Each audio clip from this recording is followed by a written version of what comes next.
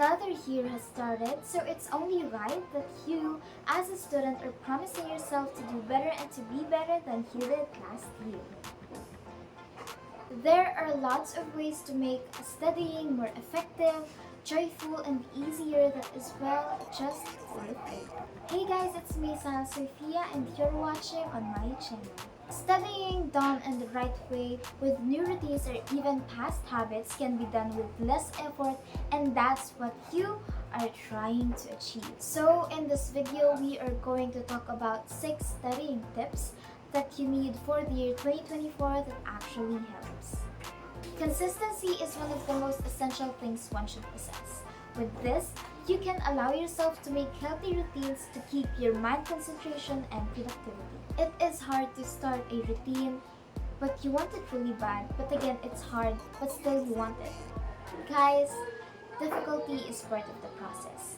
I've been there too, and let me tell you, nothing's more fulfilling enough than seeing yourself grow, following healthy routines and habits for personal development. So today, I will be sharing 6 tips, where the 5th one only a few people talk about, so make sure you watch until then. Let's get started.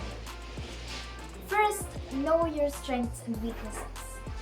Before starting a routine, you need to know to yourself what your strengths and weaknesses are. This will help you identify your goals and have a clearer vision of yourself in the following months. Knowing these things can benefit you in so many ways. By learning the areas of where you excel and the areas of where you need to work on more will help you gain a better understanding of determination, flexibility, and versatility. To know your strengths and weaknesses, you need to pay attention to yourself. Yes, pay attention to yourself. Don't say, oh, other people's opinion don't matter to me. They don't matter to me. Same. But I changed that. Why did I? Because it made me realize that in order for myself to grow and become the best version of myself from the years that have passed, I need to check on myself. I need to check me. How do they perceive me as a person? Am I doing enough? Am I doing too much? Am I too full of myself? Work on that. You need to ask other people your strengths and weaknesses so that you could know what phases you need to improve for personal development. Do you think I'm good at this? Do you think I can do this? How about this? It's to also check if what you know about yourself is known by other people and what you don't know about yourself is known by others. But of course, first things first, observe yourself, your studying techniques, your hobbies, your attitude towards that, to also know what phases you need to focus on improving. Next, plan your studies ahead of time. For example, you realize that you excel in other subject and you are struggling with math. Then what you're going to do is plan your studies in advance so that you can have more time to practice the subject you're troubling with. Having a straight routine of advancing your studies also helps you reduce stress, and the time consumed in studying will fruit your performance in the future. It takes time to plan your studies carefully, as the level of the hardness of the subject matters, the number of lessons to be reviewed, and the time you have before the test. Planning your studies in advance will effectively benefit you.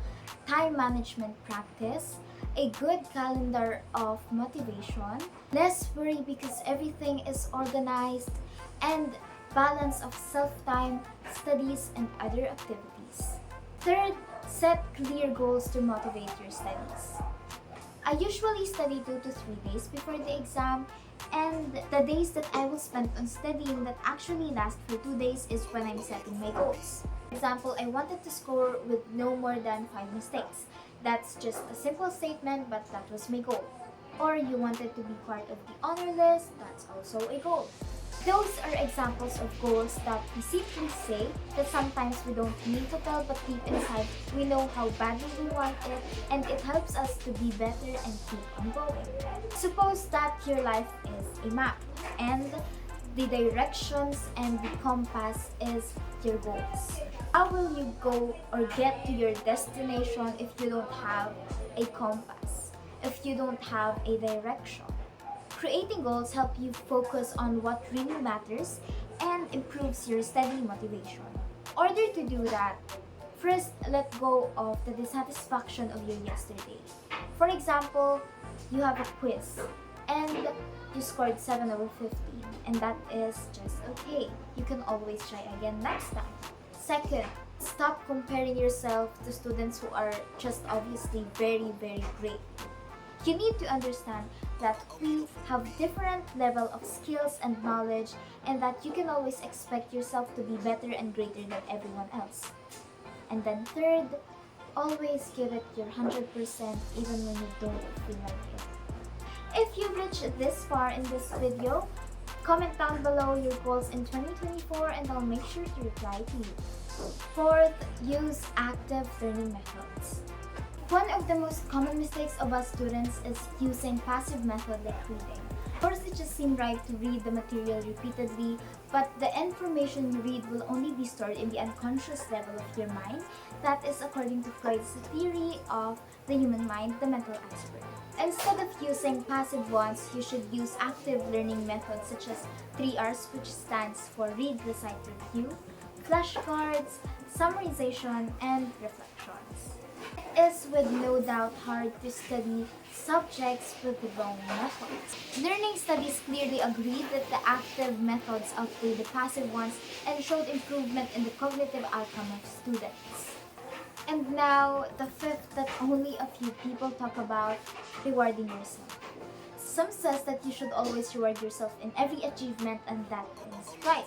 What is wrong is that people or students don't use it properly and rightfully, that the reward is becoming a habit or an everyday routine. When we want to give ourselves reward for finishing the first session of your study review, we take breaks, and breaks are rewards. I sometimes take a candy after I finished my first study session, and candies are also rewards. Well, you see, when people thought of reward, we mostly think of big rewards such as unwind or a get out. But what we are missing out, what we should realize is that reward can also come in different forms, even in the smallest one. I am in no position to say that rewards should be based on occasions, but that's what I personally do to make myself feel excited and motivated on moving, to create milestones and short intervals to get and follow what I really want. Lastly, making sure to have adequate sleep to maintain mind concentration. Whenever I have quizzes or exams, the next day I would sleep early even when I didn't study enough. That's because when we sleep, magical things happen in our minds, such as maintaining mind concentration, cleanses out stress, and just produces great results. Whenever I didn't study enough, I would review my notes and my travel to school. Ensuring that you get enough sleep and rest, do not fail to show the best results that even the best studying tips and techniques would fail. To improve your sleep, stick to your bedtime schedule. Mine would go around 9 to 10 in the evening, and then I would wake up 4:30 to 5 in the morning. Next, avoid extra meals and exercise before going to bed. Lastly is to control your phone usage so you can sleep early and wake up early in the morning too. So, here comes the end of this video. If you learned something and liked the video, don't forget to like the like button and subscribe to my channel. Also, don't forget to hit the notification bell so you get updated of my next updates. Follow my account Xyla Sophia on Facebook and XSPLSTR on Twitter and Instagram. Thank you!